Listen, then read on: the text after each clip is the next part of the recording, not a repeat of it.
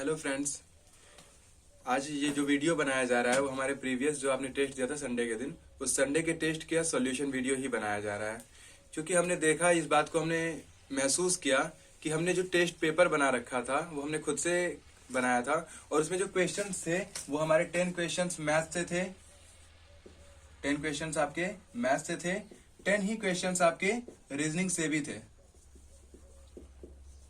उसके बाद 9 क्वेश्चन, जो हमारे 9 क्वेश्चन है वो हमारी इंग्लिश से थे, और जो हमारे कुछ क्वेश्चंस बच गए 5 क्वेश्चन, क्योंकि एक जो था वो हमारा नेम वाला था। फर्स्ट क्वेश्चन आपका नाम लिखने के लिए था, तो नेम वाले को अगर छोड़ा जाए तो इस तरीके से यहाँ पे 6 क्वेश्चन बनते हैं कि 5 क्वेश्चन 6 क्वेश्चन जो हमारे जीएस से थे। और जीएस में क्या क्या चीजें होंगी, कुछ संविधान का था, 1-2 आपके क्वेश्चन अर्थशास्त्र से आए थे या भूगोल से आया था। इसमें बहुत ज्यादा चीज, तो ये चीजें आपके टेस्ट में पेपर में इंक्लूड की गई थी। 10 क्वेश्चंस मैथ के थे, 10 क्वेश्चंस रीजनिंग के थे, 9 क्वेश्चंस इंग्लिश के और 6 क्वेश्चन जीएस के।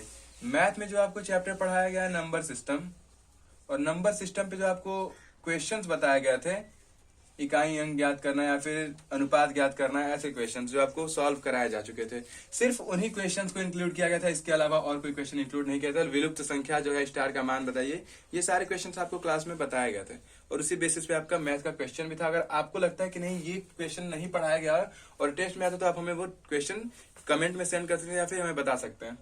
रीजनिंग की बात की जाए तो आपका क्लॉक रीजनिंग इतने दिन से चल रहा था। क्लॉक में ही आपका वाटर इमेज, मिरर इमेज, कोण बताना था, या फिर समान दिशा बतानी थी। ऐसे कुछ क्वेश्चंस थे जो आपको पढ़ाए गए थे। इसके बाद इंग्लिश की बात कर ली जाए तो इंग्लिश में हमने आपको नाउन पढ़ाया था, तो सिंगुलर और प्लूरल की आपको सीट भी दी गई थी। सिंगुलर प्लूरल की सीट दी थी, उसमें आपका एक सिंगुलर था, एक प्लूरल था। एक नाउन पहचानने भी आपको पता था कि नाउन क्या है, तो नाउन को पहचानना था। प्रोनाउन पढ़ाया था तो प्रोनाउन को पहचानना था, उसका ऑब्जेक्टिव फॉर्म पूछा गया था आपसे। इसके बाद क्या था कि एडजेक्टिव से आपके कॉम्बिनेटर्स बने थे। कुछ कॉम्बिनेटर्स जो थे वो हमारे एडजेक्टिव से थे। एडजेक्टिव से आगे कोई क्वेश्चन गया ही नहीं है, क्योंकि हमने अभी तक आपको एडजेक्टिव ही पढ़ाया था, तो एडजेक्टिव से ऊपर कोई क्वेश्चन गया नहीं। अगर जीएस की बात कर लिया तो जीएस में जितनी चीजें आपको अब तक पढ़ाई गई थी, चाहे वो संविधान का प्रारूप रहा हो, मतलब संविधान का शुरुआती दौर रहा हो, चाहे इतिहास रहा हो, चाहे अर्थशास्त्र रहा हो, यानी कि जो टेस्ट बना था ओवरऑल पढ़ाई गई चीजों में से ही था। अब हमने अपनी तरफ से पूरी प्रयास किया कि आपको एक अच्छा टेस्ट प्रोवाइड करा सके, अच्छे क्वेश्चन दे सके, ताकि आप अच्छे से परफॉर्म कर सकें। लेकिन अगर हम अपनी हकीकत बताएं, जो हमें महसूस हुआ है, तो हमें ये बात महसूस हुई है कि जो हमारी उम्मीद थी, जो हम डिजर्व करते थे, उस हिसाब से हमें रिजल्ट नहीं मिला। जितना हमने मेहनत किया था टेस्ट बनाने से लेकर के, ऑनलाइन टेस्ट की सुविधा हमने आपके लिए प्रोवाइड कराई ताकि आप जाकर के ऑनलाइन सर्वर पे टेस्ट दे सकें, लेकिन जितना हमने उम्मीद किया था, जितनी आपसे आशाएं थी, वो हमें रिजल्ट नहीं मिल पाया। तो इस बात की थोड़ी सी हमें तकलीफ हुई है, इसलिए ये सॉल्यूशन वीडियो आपको बनाया जा रहा है, ताकि आपको पता चले कि नहीं भाई ये क्वेश्चन हमने गलत किया है। ग्रुप में आपके क्वेश्चन भी गया है, तो आपको पता चले कि ये क्वेश्चन हमने गलत किया है, तो कहाँ हमसे गलती हुई है। ठीक है, ये हम एक नॉर्मल छोटा सा टेस्ट ले रहे हैं, लेकिन जब हम एग्जाम देने जाएंगे, वनडे एग्जाम्स, तो ये आपका सिर्फ नंबर सिस्टम से नहीं आएगा, ये सिर्फ क्लॉक से नहीं आएगा। मैथ के जितने भी टॉपिक्स होंगे, कहीं से कुछ भी आ सकता है, क्लॉक के किसी भी टॉपिक से आ सकता है, और ये सिर्फ नाउन प्रोनाउन एडजेक्टिव नहीं आएगा, सब कुछ आएगा, एवरीथिंग। जीएस में सिर्फ संविधान का बेसिक नहीं आएगा, सब कुछ आएगा। तो वहां पे आप कैसे फाइट करेंगे, वहां पे आप कैसे चलते हैं, ये चीज आपको देखनी है।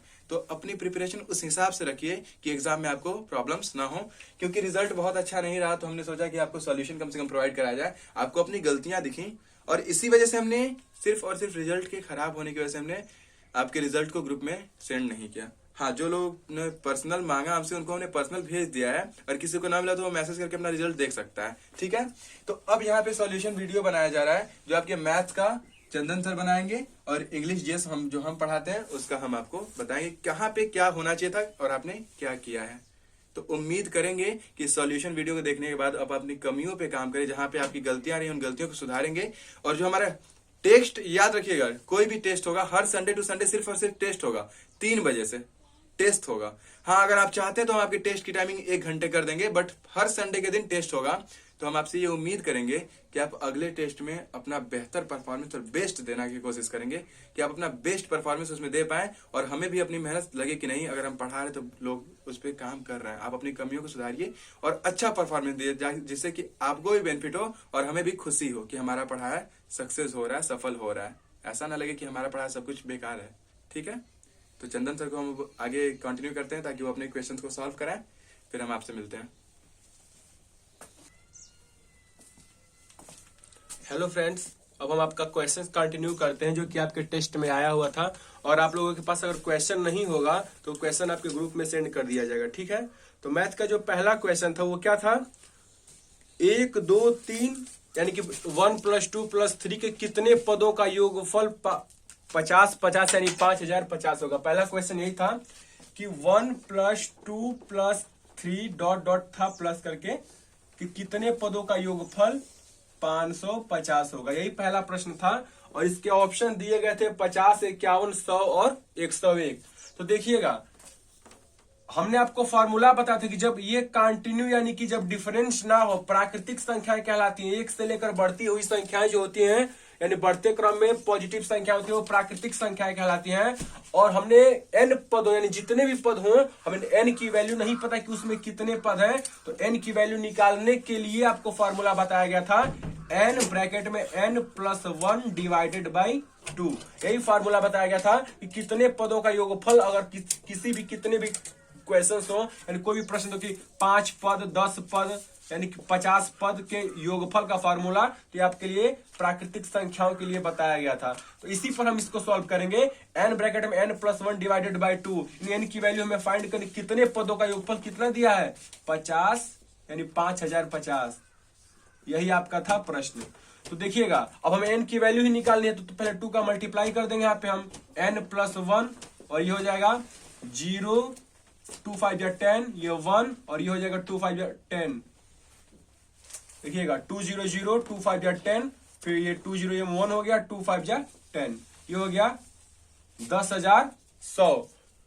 तो अब हम n की वैल्यू निकालें, तो n के लिए एक फॉर्मूला बताया गया है आपको। अगर चाहे तो आप यहाँ पे मल्टीप्लाई पे भी सॉल्व कर सकते हैं। कि देखिएगा, अगर जो माइंडेड करेंगे, देखिएगा अगर हम 100 में मल्टीप्लाइड करें 101 की, 100 में मल्टीप्लाई करें 101 के, तो क्या होगा, 101 में 0 करेंगे तो 0 होगा, 101 में 0 करेंगे तो 0 होगा, 101 में जब 1 का करेंगे तो 101 हो जाएगा, ठीक है। तो 100 और 101 का पेयर बन रहा है। यहाँ पे हम ऑप्शन से भी इस क्वेश्चन को सॉल्व कर सकते हैं। 100 हो गया और 101 को हम लिख सकते हैं 100 + 1। और यहां से देखिएगा n ब्रैकेट में n + 1। अब n की जगह पे क्या है 100 और 100 यानी n की वैल्यू होगी हमारी 100, ठीक है। पहला तरीका ये था। अगर हम चाहे तो इस क्वेश्चन को दूसरे तरीके से भी सॉल्व कर सकते हैं। ऑप्शन अगर आप रख के अगर चाहे तो आसानी से क्वेश्चन को सॉल्व किया जा सकता है। ऑप्शन भी बहुत बड़े सहायक होते हैं एग्जाम को देखते हुए। फिर आते हैं अपने नेक्स्ट क्वेश्चन। अगर हम दूसरे तरीके से इस क्वेश्चन को सॉल्व करें तो आपका द्विघात समीकरण बनता है, लेकिन वो बहुत लेंदी प्रोसेस हो जाता है। n ब्रैकेट में n + 1 divided by 2 equal to ये है आपका 5050। अब यहाँ पे n ब्रैकेट में इसका n का मल्टीप्लाई कर देते हैं, n² हो जाता है n, और यहाँ पे हो जाएगा आपका 2 5 या 10, ये 0 1 0 1, ठीक है। अब यहां से आपको इसका एक द्विघात समीकरण बनाना पड़ता है, जो कि काफी लेंथी प्रोसेस होती है। क्लास 9th में हम लोगों ने पढ़ा था। तो उस तरीके से अगर आप करेंगे तो क्वेश्चंस ये फंस जाते हैं एग्जाम में। और अगर आप ऑप्शन पे लेके चले तो ऑप्शन से भी ये क्वेश्चन सॉल्व हो जाएगा। n + 1 divided by 2, method change कर लिया जाए। देखिएगा, अगर हम ऑप्शन से लेकर चलते हैं प्रश्न को, तो ये 50 हो गया। n ब्रैकेट में n + 1, ये हो गया आपका 0 1 0 1 0 0। अब देखिएगा, अगर आप यहाँ पे 50 रखते हैं तो क्या आएगा, देखिए n की वैल्यू। पहला अगर ऑप्शन से चले, पहला था 50 51 100 और 101। तो इस तरीके से अगर हम यहाँ पे 50 रखें तो 50 + 1 यानी कि एक वैल्यू ऐड करनी है, तो 50 × 51। देखिएगा 5 में 5 क्या करेंगे तो लास्ट 25 आ रहा है, तो यहाँ पे 10 दिया है। हमारा इकाई डिजिट से भी हम देख सकते हैं कि 2 नहीं है, तो हमारा ऑप्शन गलत होगा। 51 की बात करें तो 51 और 52 हो जाएगा, क्योंकि एक ऐड करना है n और n + 1, तो 51 × 52, ये भी 5 5 जा रहा है, नहीं आ रहा, 5 5 या 25, ये 10 दिया है, तो ये भी गलत हो गया, ये भी गलत हो गया। अब 100 की बात करते, तो हमने 100 को दिखाया आपको कि अगर 100 में अगर हमने +1 किया n + 1, तो ये हो जाएगा 101। और यहां से देखिएगा, अब यहां से 100 में हम अगर 1 का या 101 में 0 करेंगे, तो आपने अभी आपको मल्टीप्लाई करके दिखाया भी था कि 0 होता है, 101 में फिर 0 करेंगे 0 होगा, और 101 में फिर 1 का करेंगे तो 1 हो जाता है। तो ऑप्शन से भी आप क्वेश्चन को आसानी से सॉल्व कर सकते हैं। अब आते हैं दूसरे क्वेश्चन की तरफ। सेकेंड प्रश्न आपका जो था वो कि दी गई संख्याओं का हमने स्थानीय मानों का अंतर पे दिया गया था प्रश्न। देखते हैं वो क्या है। सेकेंड जो था वो है 682935 था। 6892 और 35 ये था। और कहा गया था 9 तथा 3 के स्थानीय मानों का अंतर, यानी 3 का स्थानीय मान आपको बताया गया है कि दूसरे अंक पे, तो पहला जो होता है 10 की पावर 0 होता है, दूसरा 10 की पावर 1, ऐसे करके हम 10 की पावर 2 रखते हैं, 10 की पावर 3। तो जो आपको बताया कंसेप्ट वो देखिएगा। 3 में जब हम 10 की पावर 1 का करेंगे तो 30 हो जाएगा, और 9 पे आए तो 9 10 की पावर 3 है, तो देखिए 9 गुणे 1000 हो गया, तो ये क्या हो गया 9000। और ये माइनस कर दो स्थानीय मानों का अंतर, -30, 0 गया, ये 10 में से 3 गया 7, और ये 9 बचा, यहाँ पे 9 यहाँ उतर जाएगा, और ये 8 बचा, तो ये हो गया 8970, जो कि ऑप्शन नंबर था सेकेंड 8970। तो इसका आंसर हुआ 8970। थर्ड क्वेश्चन पे आते हैं। थर्ड क्या फोर्थ पे आएंगे, क्योंकि हम मैथ का पहला नेमिंग था, तो क्रम भले मैथ का 3 चला, लेकिन चौथा प्रश्न दिया गया था आपके एग्जाम में। तो निम्न में से कौन सी एक अभाज्य संख्या, ये थोड़ा कंसेप्ट है, इसको समझिएगा। अभाज्य संख्या कैसे निकालते हैं। निम्न में से कौन सी संख्या अभाज्य की पहचान कैसे। पहला था 161, दूसरा था 221, और तीसरा था 373, और चौथा 437, ये था। तो इसका एक कंसेप्ट होता है कि क्या ये अभाज्य है कि भाज्य, हम कैसे चेक करते हैं। पहले हम स्क्वायर देखेंगे, किसके स्क्वायर के ये आसपास जा रहा है। अगर हम 13 की स्क्वायर करें, 13 का, तो 13 का स्क्वायर होता है 169, यानी इससे ये बात पता चलता है कि ये जिसका स्क्वायर इस संख्या से अधिक होगा, उससे छोटी संख्याओं से ये विभाज्यता हम इसकी चेक करेंगे। अब इससे छोटा क्या होगा, इससे छोटा आपका 12 होता है, 11 होता है, 9, 10, इसके बाद 10, 9, इसके बाद होता है 8, 7। तो अगर देखा जाए तो 1 है, तो हम लोग इसका 1, 2, 3 जो आपकी विभाजिता बताई गई है उसके आधार पर हम चेक कर सकते हैं। वरना अगर 12 की बात करें तो जो 4, 3 चेक करेगा वो 12 भी चेक करता है। 11 का रूल आपको पता है कि इकाई अंक और दहाई अंक का जो बताया गया है कि इकाई अंक और इकाई नहीं, सम और विषम का जो डिफरेंस होता है 0 होना चाहिए, तो 11 से हम चेक कर सकते हैं। 7 का जो रूल होता है, 7 के बारे में भी आपका विभाजिता नियम बताया गया है। अगर हम डिवाइड करके चेक करें, इन्हीं संख्याओं के अंडर में ये डिवाइड होगा, क्योंकि 13 का स्क्वायर 169 जो होता है वो 161 से बड़ा है, तो उससे छोटी संख्या जो होती है उसी से ये संख्या डिवाइड होगी। यही हमें चेक करना है। तो हम चेक करते हैं छोटी संख्याओं से। 7 से करेंगे तो देखिएगा 161, 7 से कितनी बार में जाएगा, 7 2 जा 40, ये 2 हुआ, ये 1, 7 3 जा 21, यानी ये तो संख्या डिवाइड हो गई, तो हमारी अभाज्य होगी नहीं। 221 की बात की जाए तो 221 को देखने से पहले देखिएगा ये किसका स्क्वायर के आसपास जा रहा है। 15 के स्क्वायर कितना होता है, 225 होता है, यानी 15 से छोटी संख्याओं से हमें चेक करना होता है। यानी जो संख्या आपको चेक करनी होती है उससे बड़ी संख्या का स्क्वायर हम देखते हैं कि 221 के आसपास कौन सा स्क्वायर जो इससे बड़ा, तो 15 का स्क्वायर होता है 225, तो उससे छोटी संख्याओं से हमें बस चेक करना है। 14 हो गया, 13 हो गया, ऐसे सबसे छोटी संख्या हम बढ़ते चले जाएंगे। तो 14 से तो 7 और 2 जो इससे मिलके बना है, 7 और 2 से मिलकर बना है, और चूंकि इकाई अंक 2 है नहीं तो ये तो कटेगा नहीं। अब 13 से हम चेक करेंगे, तो 13 जो होता है, 13 से डिवाइड करिए 221, कितनी बार में जाएगा, 13 है तो 13 एक कम 13, ये 12 में से 3 गया 9, ये कट गया, ये 13 7 91, ये कट गया, यानी ये भी क्या है आपका डिवाइड है, डिवाइड हो गया, यानी अभाज्य नहीं, अभाज्य संख्या है। अब 373 बचा और 437 बचा, 373 और 437। अब 373 की बात की जाए तो ये किसके आसपास जा रहा है, 20 के आसपास जा रहा है। 20 विषम 400 होता है, तो 20 से छोटी संख्याओं से हमें चेक करना होगा। वैसे भी हमारे विभाजिता रूल किस दिन काम आएगा, 3 है तो 2 से कटेगा नहीं क्योंकि विषम संख्या है। 7 3 10 3 13, 13 3 से डिवाइड नहीं होता है। 4 का कॉन्सेप्ट कहता है कि आपका जो संख्या का इकाई 2 अंक अगर 4 से कटेगा तो पूरी संख्या कट जाती है, तो यहाँ पे 4 कंसेप्ट लगेगा नहीं। 5 का अगर बात किया तो इकाई अंक 5 और 0 होना चाहिए। 6 का कंसेप्ट कहता है जो 2 3 से निकटे वो 6 से निकलेगा। 7 का कंसेप्ट आपको पता है, या 8 का कंसेप्ट आपका 3 डिजिट को देखता है। 9 की बात करें तो वो भी आपका ऐड जो होता है सम, वो 9 से डिवाइड होना चाहिए। तो देखते जाते हैं इसी तरीके से और 20 तक पहुंच जाएंगे आप। और किसी संख्या से नहीं डिवाइड होती तो वही संख्या हमारा आंसर होता है। अब अगर चौथे अंक की बात की जाए तो 437 दिया गया है, ये किसके आसपास पहुंच रहा है? ये भी 20 विषम 400 होता है, 21 के स्क्वायर के आसपास पहुंच रहा है। 21 का होता है शायद 441, तो 441 इससे बड़ा चला गया, हमको इससे छोटा देखना है।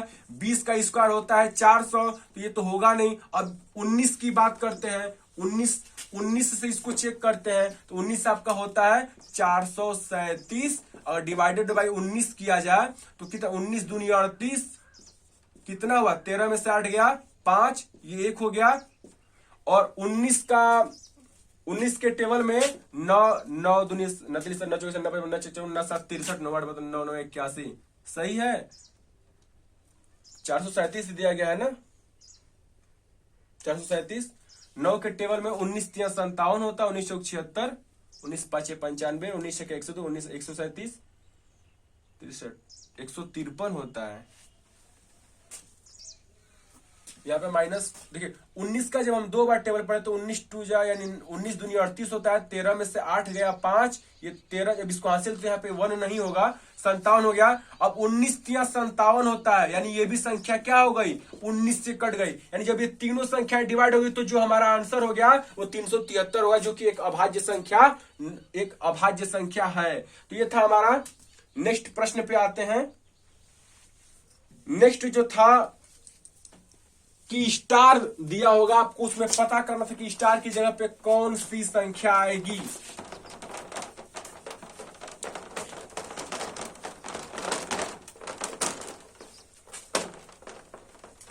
नेक्स्ट जो क्वेश्चन है कि 6 7 3 5 1, 6 7 3 5 और यहाँ पे स्टार था 1। यहाँ इसका क्वेश्चन था का अल्पतम, स्टार का अल्पतम मान का आपको निकालना है, सबसे छोटी वैल्यू जो कि इस पे रखे और ये पूरी संख्या 9 से डिवाइड हो जाए। विभाजिता का रूल लगाइएगा यहाँ पे। 9 से विभाजिता कहता है कि अंकों का सम 9 से डिवाइड होना चाहिए। तो देखिएगा 7 और 6 जोड़ेंगे, 7 6 13, 13 3 16, 16 5 21 1 22, यानी कि 22 और ऐड करने पे 6 7 7 6 13, 13 3 16, 16 5 21 और 21 और 1 22। अब 22 तो चूंकि 9 से डिवाइड होता नहीं है, तो 9 से डिवाइड होने वाली कौन सी संख्या है जो कि 9 दूनी 18, 9 3 27, 3 बार में 27 आता है, तो इसमें हमको 5 जोड़ना होगा तब ये 27 बन जाएगा। तो इसका आंसर क्या हो जाएगा? 5। इसका आंसर होगा 5। ठीक है, नेक्स्ट पे आते हैं। दिया था 999, इकाई अंक निकालना था 999 888 777 और था 666। ठीक है, इकाई अंक क्या होगा? हमने आपको बताया था कि सबके इकाई अंक का मल्टीप्लाई कर दिए, जो कि परिणाम आएगा वही हमारा आंसर होता है इकाई अंक का। तो देखिए 9 में 8 का करेंगे तो 9 8 72, 772 हो गया। अब 72 चूंकि बड़ी संख्या है, फिर इसका इकाई अंक पकड़ लेंगे। 2 में 7 का कर दीजिए, 7 दूनी 14। ठीक है, फिर इकाई अंक पकड़िए 4, 4 में 6 का कर दीजिए, 4 6 के 24। ये होता है इकाई अंक का, यानी कि अब जो परिणाम फाइनल निकला यानी 4 निकला तो वही हमारा इकाई अंक कहलाता है। यानी जब 6 का 7 का 8 का और 9 का जब आपस में गुणा करेंगे तो जो इकाई अंक होता है वही हमारा आंसर होता है परिणाम का। तो इकाई अंक का गुणनफल करने के बाद इसका आंसर हो गया 4। नेक्स्ट क्वेश्चन पे आते हैं। वह छोटी से छोटी संख्या जिसे 80 36 42 80 36 42 में जोड़ने पर यह संख्या 11 से विभक्त होगी। 11 का विभाजिता का रूल यहां पे लग रहा है। 11 से विभाजिता कहता है कि सम स्थान और विषम स्थानों के अंकों का योग, अंकों का अंतर आपका 0 होना चाहिए। देखिए 1 3 5 पे जो है और 2 4 6 पे है, उनका अंतर करिए। 2 में 6 जोड़ देंगे तो 8 होगा, 8 में 0 जोड़ेंगे तो 8 ही रह गया। फिर देखिए 4 में 3 जोड़ेंगे 7 और 7 में 8 जोड़ेंगे तो 15 हो गया। 15 माइनस 8 करेंगे 0 नहीं होगा, तो 8 में क्या जोड़ना होगा? 8 में जोड़ना होगा हमको 7, तो हो जाएगा 15। यानी इसमें हम क्या जोड़ेंगे? तो हम जोड़ देंगे +7। ठीक है, तो इसका आंसर होगा +7, ठीक है, +7 इसका आंसर होगा। अब आते हैं 8 के ऊपर। 3 क्रमागत विषम संख्याओं में सबसे छोटी संख्या कौन सी होगी? योगफल दिया था, क्रमागत संख्या, योग कंजुगेटिव नंबर आपको बताया जा चुका है। नेक्स्ट जो क्वेश्चन है वो 3 क्रमागत संख्याओं का विषम क्रमागत। तो क्रमागत का हमने आपको बताया था सम और विषम में पहला x होगा तो दूसरा x+2 और तीसरा x+4 होता है। इनका योग आपको दे दिया 225, इनका योग है 225। ऐड कर दीजिए x x x 3x, 2 और 4 6 इज इक्वल टू 2 2 5, 3x कर दीजिए, यहाँ पे 6 उधर माइनस हो जाएगा तो हो जाएगा ये 119, 3x हो गया। 3 क्रमागत विषम संख्याओं का योगफल दिया आपका 225 में सबसे छोटी संख्या कौन सी होगी? ठीक है, 225 है तो ये हो गया x+2 x+4, 4 2 6 माइनस कर देंगे उधर 219 हो जाएगा। ये देखिए 225 माइनस 6 219 is equal to 3x। x की वैल्यू देखिए क्या आ रहा है, x का डिवाइड कर देंगे यहाँ पे 3 से। देखिए 3 से डिवाइड करें 219 को तो 3 से डिवाइड करने पे 3 7 21, 3 3 के 9 यानी 73 हो गया। x की वैल्यू 73, तो हमारा आंसर क्या होगा? +2। सबसे छोटी संख्या क्या है ना, तो सबसे छोटी संख्या 73, ये हो गया 70, 4 3 7 77 हो गया। तो सबसे छोटी कौन है? 73, इसका आंसर हो जाएगा। नेक्स्ट पे आते हैं, वे संख्याएं ज्ञात कीजिए जिनका अनुपात, संख्याओं में अनुपात दे रखा है, बताया जा चुका है 4:5 है और उनका गुणनफल दे रखा है आपको 8000। गुणनफल कितना है? 8000। हमने आपको बता रखा है कि इनको हम x में मान लेते थे, ठीक है, मल्टीप्लाई कर देंगे 5 चौके 20, x में x का करेंगे तो x² इज इक्वल टू हो गया 8000। 0 से 0 हो गया, 2 से कटा देंगे कितनी बढ़ जाएगा? 2, 400 हो गया। यानी x² की वैल्यू 400। x² बराबर ये किसका स्क्वायर है भाई? 20 का स्क्वायर है। कटा दीजिए, x की वैल्यू क्या मिल गई आपको? 20। x की वैल्यू 20, तो इसका आंसर हो गया 20। फिर नेक्स्ट संख्या है, अच्छा दोनों संख्या है, गुणनफल है तो वे संख्या निकाल। तो x की पहली संख्या क्या निकल गया आपको? x की वैल्यू रख दीजिए यहाँ पे, 4x है ना, तो 20 गुणे 4 क्या हो गया? 80। और दूसरी संख्या 5x है, 5x तो हो जाएगा ये 20 गुणे 5 क्या हो जाएगा? 100। तो इसका आंसर हो गया 80 और 100। इसका आंसर हो जाएगा 80 और 100, वो संख्याएं हो जाएंगी। ठीक,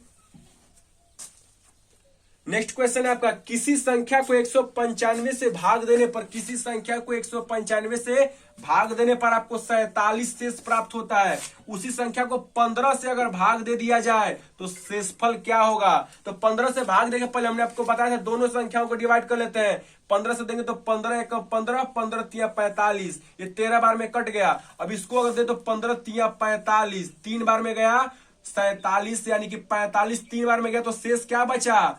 2, यानी कि शेषफल क्या होगा? 2 होगा। यानी क्वेश्चन था किसी संख्या को 195 से भाग देने पर 47 शेष बचता है, तो उसी संख्या को 15 से भाग देने पर क्या बचेगा? तो 15 से भाग देने पर 15 का डिवाइड कर देते हैं उस शेषफल में, तो आ गया 15 3 45, 3 बार भाग चल गया, जो शेष बचता है वही हमारा आंसर। तो 47 में हमने 45 माइनस किया, 2 शेष बच गया। नेक्स्ट क्वेश्चन है 59 75 23, 59 75 23 में 7 का स्थानीय एवं जातीय मान का अंतर। स्थानीय मान जातीय मान, देखिएगा ये आपका 7 है, इसका स्थानीय मान क्या होगा? इकाई दहाई सैकड़ा। देखिएगा ये हो गया इकाई दहाई सैकड़ा हजार, चौथे स्थान पे, तो 7 में 1000 का मल्टीप्लाई कर दीजिए। आपको बताया गया 10 की पावर 3, 10 की पावर 2 पिछली क्लास में, ठीक है, 10 और 10 की पावर 0, तो 3 का मतलब 1000, ये हो गया 7000। ये हो गया स्थानीय मान, और इसका जातीय मान जो होता है वो खुद वो संख्या होती है, जातीय मान। तो 10 में से 7 गया, 3 हो गया 9, 9 ये हो गया 6, तो इसका आंसर हो गया 59 93। यही आपका ऑप्शन था, ठीक है। अब यहां तक मैथ का 10 प्रश्न सॉल्व हो गए। अब आते हैं रीजनिंग के ऊपर।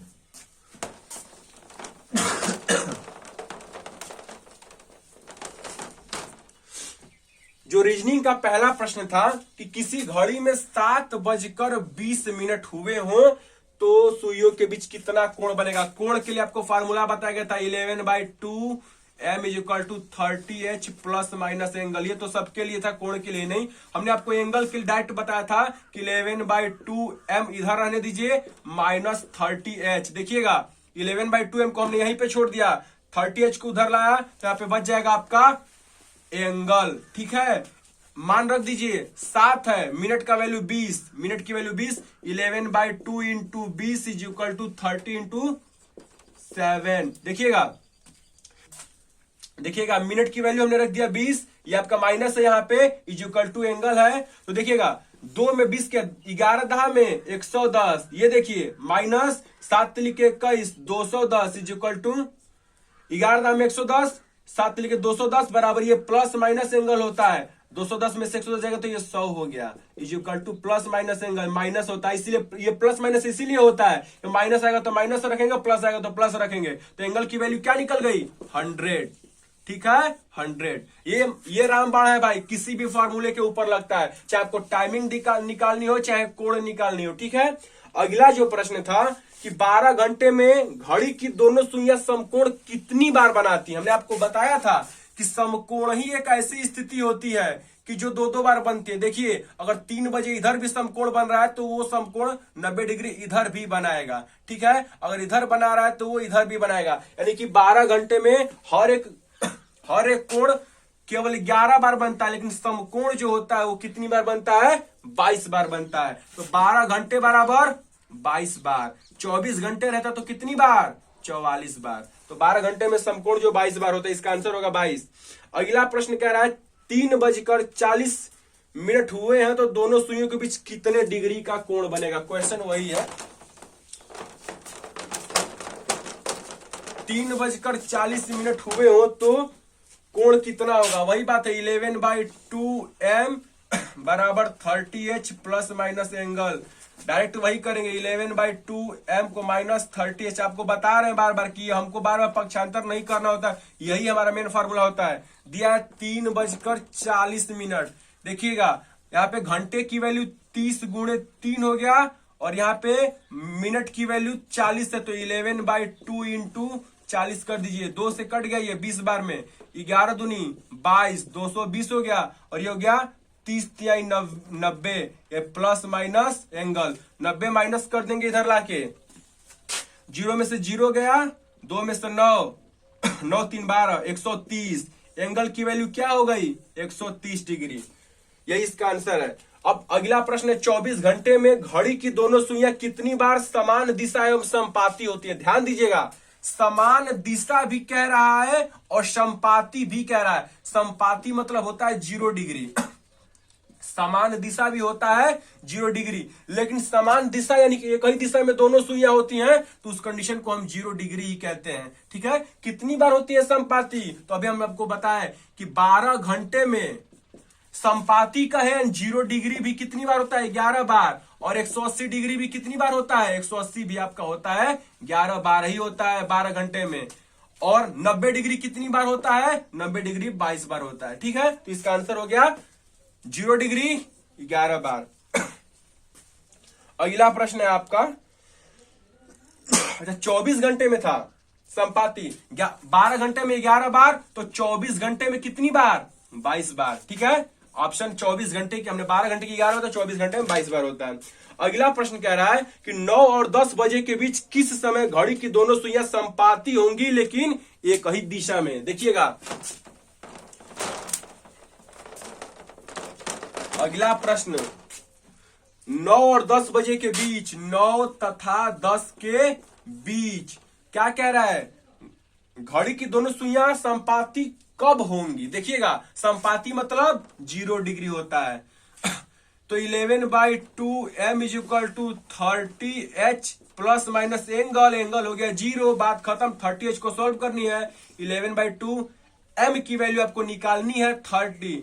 चूंकि घंटे की वैल्यू हम 9 रखेंगे, बताया गया पिछली क्लास में। देखिएगा पहला समय को लिया जाता है, 9 हो गया 9 3 27, ठीक है 270। 11/2 डायरेक्ट हम 2 का मल्टीप्लाई कर देंगे, यहाँ पे समझ लीजिए m बराबर, ठीक है, 2 का 270 गुणे 2/11, 270 दूनी 540/11।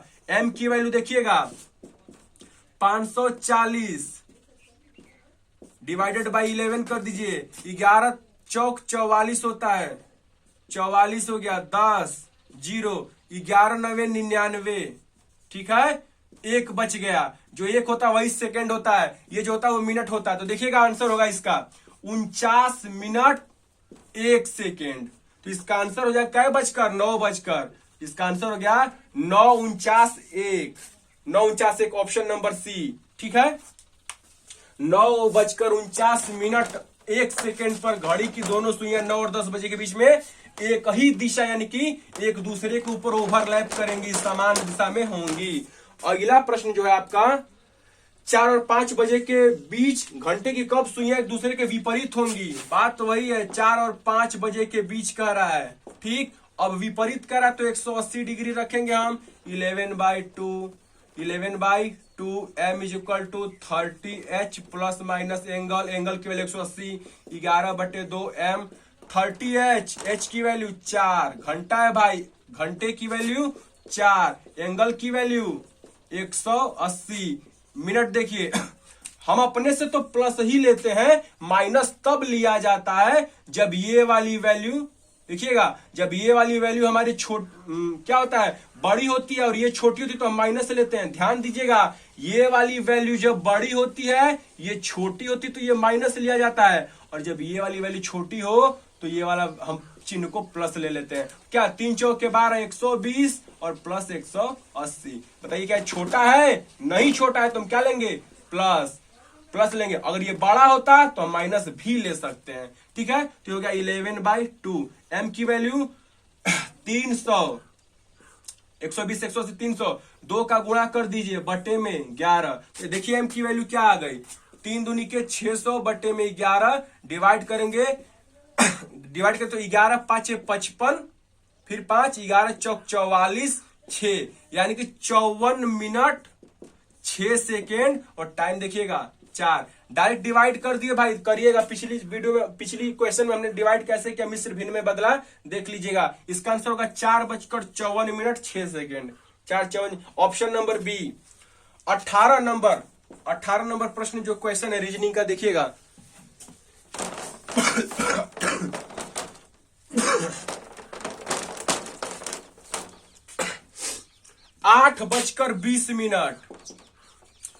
8:20 है तो दर्पण इमेज क्या करेंगे, दर्पण प्रतिबिंब, मिरर इमेज का कॉन्सेप्ट क्या कहता है भाई, 11:60 में से समय को घटा दीजिए, आपको क्या प्राप्त हो जाएगा इसका मिरर इमेज का कॉन्सेप्ट है भाई। देखिएगा 60 में से 20 गया 40, और ये 11 में से 8 गया 3:40, आंसर हो गया इसका 18 नंबर।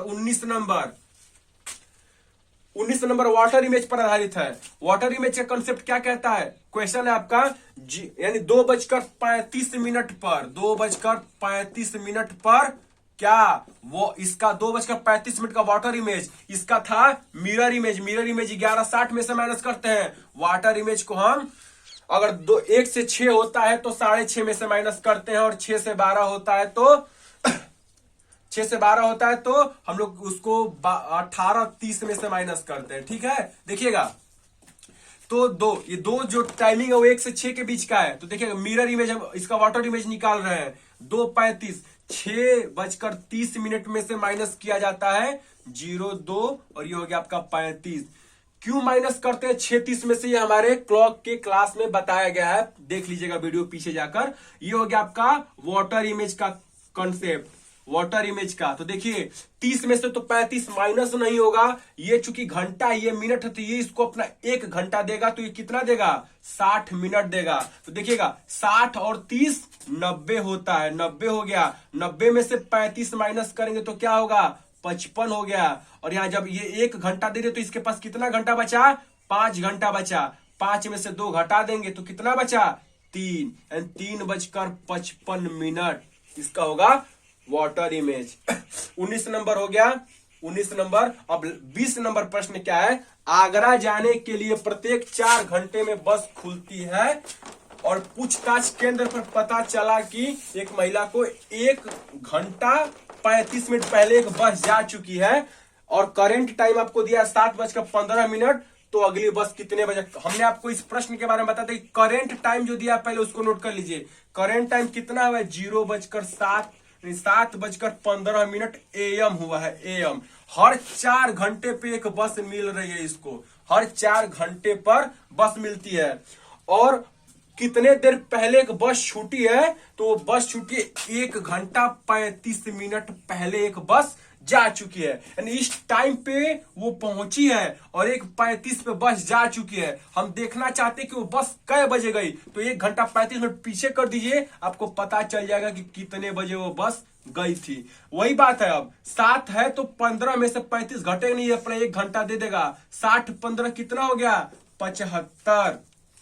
75 में से 35 घटा देंगे तो 75 में से जब 35 घटे तो 5 5 0 हो गया, 7 में से 3 40 और ये 7 हो गया। 75 में से 35 40। और देखिए घंटे की बात करें तो 7 में 6 हो गया, क्योंकि 1 घंटा दे दिया तो 6 में से 1 गया 5। 5:40 AM पर एक बस पिछली वाली छूट चुकी है, अगली बस 4 घंटे बाद होगी, तो 5 4 9:40 AM। ठीक है, इसका आंसर होगा 9:40 AM, option number 9:40 AM, option number D, option number D. Next प्रश्न पे आते हैं और लास्ट, रीजनिंग का लास्ट प्रश्न, ये स्लो एंड फास्ट पर आधारित है। एक घड़ी प्रत्येक 12 घंटे में 10 मिनट तेज हो जाती है। एक घड़ी प्रत्येक 12 घंटे में 10 मिनट तेज हो जाती है और 12 घंटे में दूसरी घड़ी जो कि 30 मिनट धीमी हो जाती है। तो यदि सोमवार सुबह 7 बजे, सोमवार को 7 बजे कब में, AM में, सुबह में सेट किया गया, तो दोबारा सही समय कब बताएंगे। देखिएगा इसका कॉन्सेप्ट आपको बताया गया था कि दोनों, देखिए कितनी फास्ट हो रही है, हर 12 घंटे में कितनी फास्ट हो रही है, फास्ट कितनी हो रही है, फास्ट हो रही है 10 मिनट। और स्लो कितनी हो रही है, हर 12 घंटे में स्लो हो रही है 30 मिनट स्लो हो जा रही है। अब देखिए 12 घंटे में वो 10 मिनट फास्ट और दूसरी घड़ी 12 घंटे में 10 मिनट स्लो, 30 मिनट स्लो हो जाती है। अब चूंकि हमने आपको बताया था 12 घंटे को हम चेंज करते हैं 12 मिनट, 12 गुणे 60 कर देंगे तो बजाय मिनट में 12 6 72 720 होता है। कंसेप्ट देखिएगा बताया गया है कि जो स्लो है, यानी लो इसको कहते हैं स्लो, तो यस जो होता है उसको ऊपर रखते हैं, स्लो को ऊपर रखते हैं और स्लो और फास्ट को हम ऐड कर देते हैं, गुणे 720 कर देता है 720, क्योंकि ये 12 घंटे, मिनट में हम बात ये करेंगे, मिनट में स्लो हो रही तो मिनट में हम इसको ट्रांसफर कर देंगे। तो देखिएगा ये स्लो की स्पेलिंग यहाँ पे SLOW होती है। और हमने आपको बताया कंसेप्ट, जो स्लो होता है स्लो को हम लो भी कहते हैं, और यहाँ पे नीचे होता है स्लो एंड फास्ट, यानी स्लो को तो लो कहते हैं, यहाँ पे फास्ट हो गया।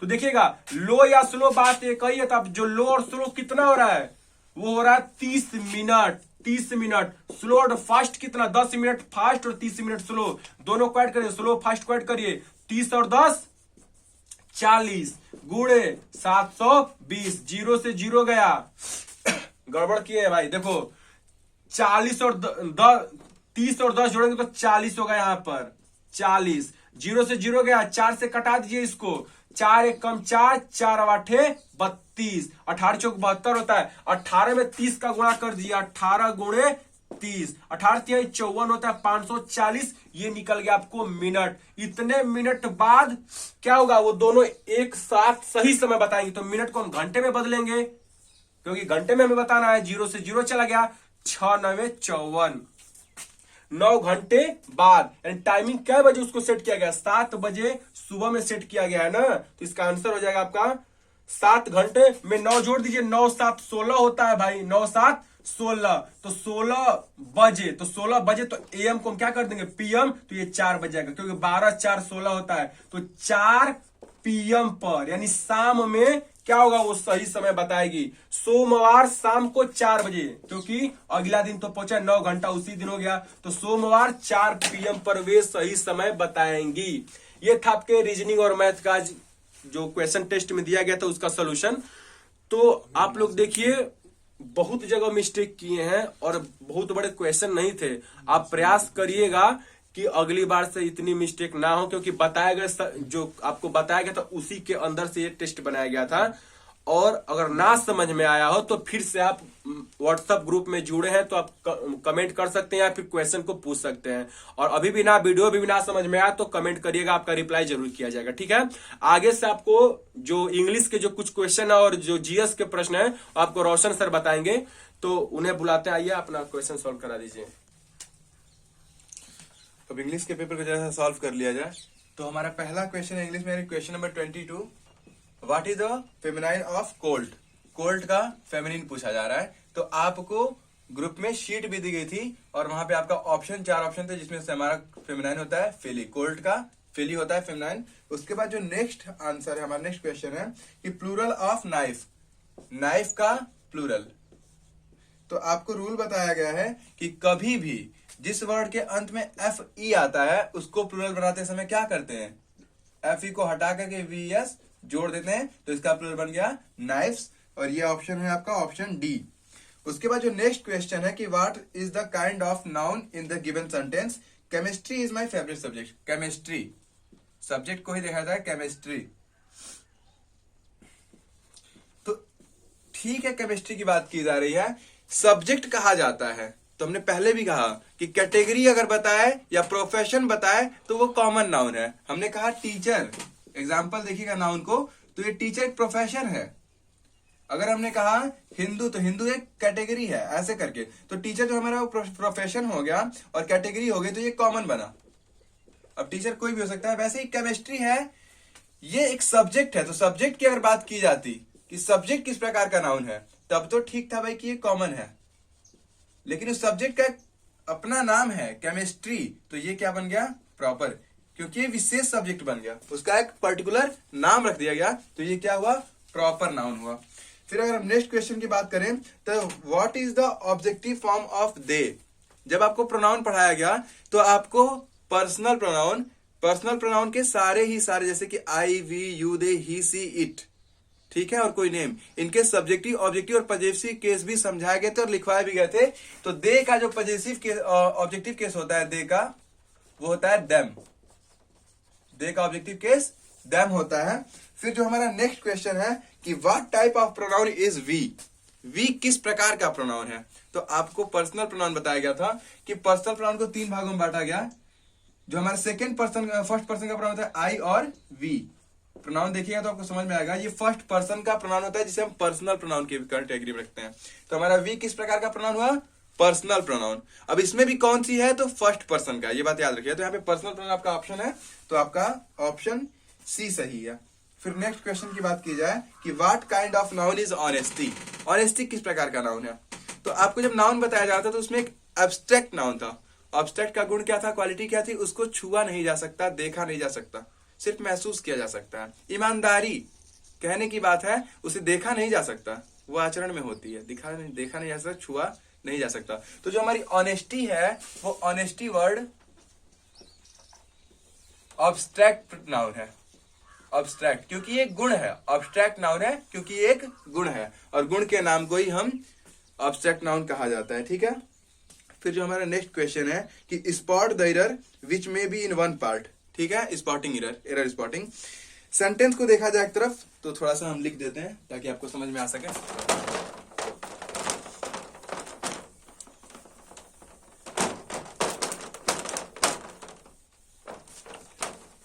पहला सेंटेंस है कि my friend and my self, my friend and my self, ये पहला पार्ट है, ठीक है, यहाँ पे 1 और ये पहला पार्ट। अगर दूसरे पार्ट की बात की जाए तो है स्टडी टुगेदर, स्टडी टुगेदर,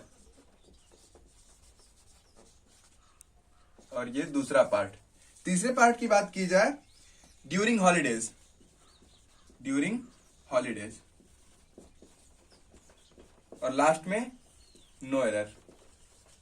तो अभी तक तो हमने आपको प्रोनाउन पढ़ाया नहीं, प्रीपोजिशन पढ़ाया नहीं, कंजक्शन पढ़ाया नहीं, एक्टिव पैसिव पढ़ाया नहीं, तो पढ़ाया क्या है, नाउन पढ़ाया, प्रोनाउन पढ़ाया, एडजेक्टिव पढ़ाया, एडजेक्टिव और भी पढ़ा रहे हैं, आर्टिकल पढ़ा रहे हैं। तो ये तो क्लियर है कि हमारे नाउन, प्रोनाउन या एडजेक्टिव में से मिस्टेक है। एडजेक्टिव आपको कहीं दिख नहीं रहा है, ये माई जो है वो पजेसिव टाइप का है, लेकिन माई फ्रेंड ठीक है, माई सेल्फ ये सब्जेक्ट का दोनों काम कर रहे हैं, दोनों पढ़ रहे हैं तो सब्जेक्ट का काम कर रहे हैं। और माई सेल्फ रिफ्लेक्सिव प्रोनाउन है या इंफैटिक भी कहा जाता है अकॉर्डिंग टू सिचुएशन, बट इसका जो सब्जेक्टिव फॉर्म होता है वो आई, माई सेल्फ एंड आई होना चाहिए था यहाँ पे, क्योंकि ये सब्जेक्ट का काम कर रहा है और सब्जेक्टिव फॉर्म आई होता है।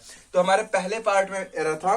दूसरे सेंटेंस को देख लिया जाए तो दूसरा है कि the rice of Dehradun is more superior to that of Saharanpur. ठीक है, more superior to that of Saharanpur.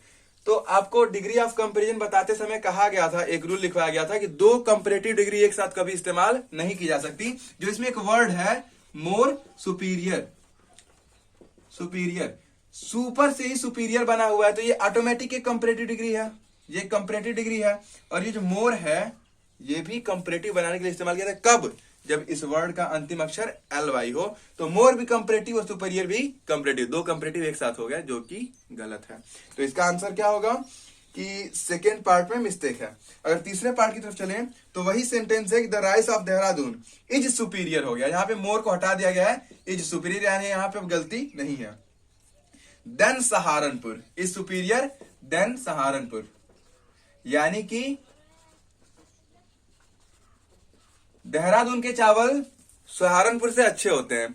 तो हमने एक और रूल लिखवाया था कि तुलना हमेशा एक समान वस्तुओं में की जाती है। अगर एक समान वस्तुएं न हो, अलग अलग प्रकार की हो, तो सिंगुलर नाउन अगर होगा तो देन के बाद दैट ऑफ का इस्तेमाल, टू दैट ऑफ का इस्तेमाल किया जाता है, यानी कि यहाँ पे दैट ऑफ का इस्तेमाल नहीं है। तीसरा पार्ट आपका गलत हो जाता है इस तरीके से। तो अब नेक्स्ट जो है हमारा जीएस के क्वेश्चन पे आते हैं। अर्थशास्त्र का जनक किसे कहा जाता है? इकोनॉमिक्स की पहली क्लास याद होगी आपको, नहीं याद हुई तो आप जाकर के देख सकते हैं प्लेलिस्ट में। तो वहां पे आपको बताया कि अर्थशास्त्र का जो जनक है वो कौन है? Adam Smith. इकोनॉमिक्स की क्लास देखिए तब पता चलेगा। अब समझिएगा कि 46% लोग, 6 लोगों ने इस आंसर को सही किया है, बाकी लोगों ने सबने गलत किया है। किस तरीके से चल रहा है ये भी आप ध्यान रखिएगा। प्रिंसिपल ऑफ इकोनॉमिक्स किसकी रचना ने किताब लिखवाया था? उसमें बताया था कि मार्शल की रचना है, Alfred Marshall. Principle of economics Alfred Marshall की रचना है। ये भी आपको इकोनॉमिक्स की फर्स्ट डे की क्लास में मिल जाएगा। ठीक है, तो अब बात करते हैं, आते हैं हम पॉलिटी के साइड में, संविधान की तरफ। प्रारूप समिति के अध्यक्ष कौन थे? जब संविधान की आप क्लास देखेंगे तो उसमें आपको बताया गया है कि संविधान हमारा प्रारूप समिति के अध्यक्ष कौन थे? डॉक्टर भीमराव अंबेडकर थे। क्लास में आपको मिल जाएगा। लेकिन इस क्वेश्चन को समझिएगा कि इसे भी 6 लोगों ने सही किया है, बाकी लोगों ने गलत किया है। उसके बाद नेक्स्ट क्वेश्चन है कि भारत के संविधान को लिखने में कितना समय लगा? तो आपको क्लास में बताया गया था कि 2 वर्ष 11 माह 18 दिन 2 घंटे का समय लगा था।